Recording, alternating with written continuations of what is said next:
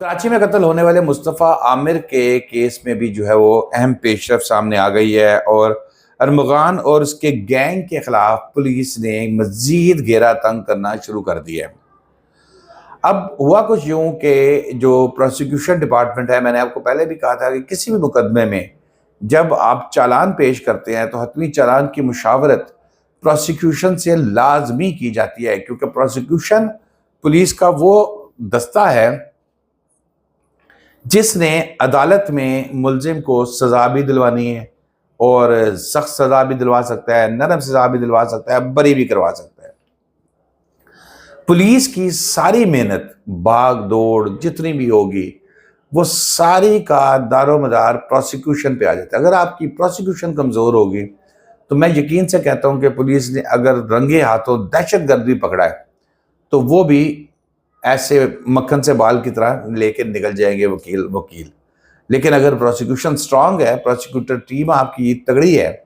تو پھر بہت مشکل ہے کسی کو جب تفتیش اچھی ہوئی ہو۔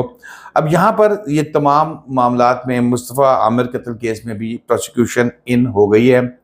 اور انہوں نے کچھ چیزوں کی تحقیقات کے لیے جو ہے وہ ذمہ داری انویسٹیگیشن ٹیم کو سونپ دی ہے۔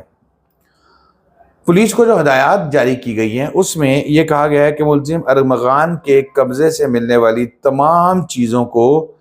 جلد فرانزک کے لیے بھجوایا جائے، کیونکہ کچھ چیزیں اس کی بکری تھی،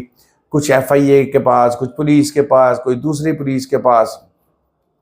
تو اب انہوں نے کہا کہ جو بھی اس کے پاس سے ایک ماچس کی تیلی بھی ملی ہے تو اس کو بھی فرانزک کے لیے بھجوایا جائے۔ پھر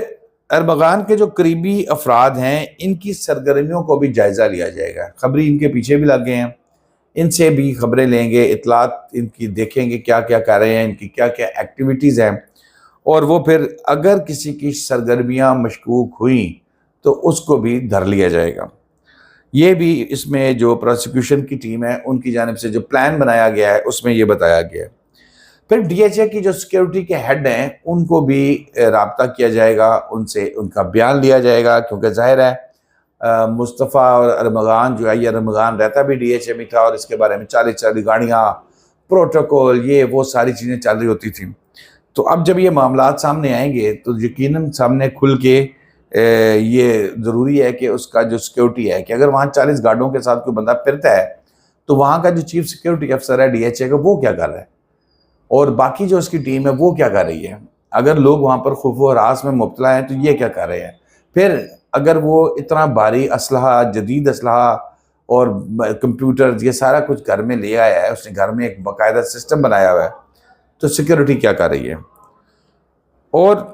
یہاں پر میں نے بتایا کہ سوسائٹی کے لوگوں سے بھی بات کی جائے گی، اور پھر وہاں پر جو ڈی ایچ اے کو 2 تھانے لگتے ہیں، ان دونوں تھانوں سے بھی مکمل ریکارڈ اس کیس سے متعلق، ان شخصیات سے متعلق، ارمغان، عثمان یا کوئی بھی اور جس کا ریکارڈ ان 2 تھانوں میں ہو، وہ بھی حاصل کر کے اس کو مرتب کیا جائے گا۔ اور نہ صرف یہ بلکہ وہاں کے جو انٹیلیجنس ایریاز ہیں، جو انٹیلیجنس ایجنسیز ہیں جو ان ایریاز کو کور کرتی ہے، ان سے بھی بیانات لیے جائیں گے کہ جناب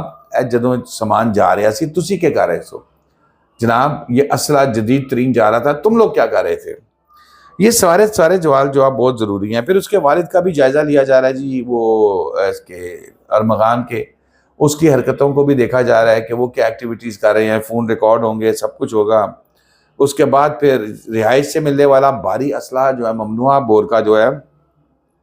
واکی ٹاکی، پھر اس کے بعد ڈیجیٹل لاکر، ڈیجیٹل سیف جو ہوتی ہے وہ، اور 2 الگ جو اس نے شناختی کارڈ بنائے ہوئے تھے، تمام چیزوں کا دوبارہ سے ایک ڈیٹیل جائزہ، ایک کٹھا مشترکہ لیا جائے گا۔ اور دہشت گرد تنظیموں سے تعلقات، منی لانڈرنگ اور جس فون سے تاوان کے لیے کال کی تھی، کیا یہ ارمغان نے صرف اس مصطفیٰ کی والدہ سے تاوان مانگا تھا یا مزید اور لوگ بھی تھے جن کو اغوا کر کے تاوان مانگا جاتا تھا۔ تو دوستو اب تک کے لیے اتنا ہی، شاداب ریاض کو اجازت دیجیے، اللہ حافظ۔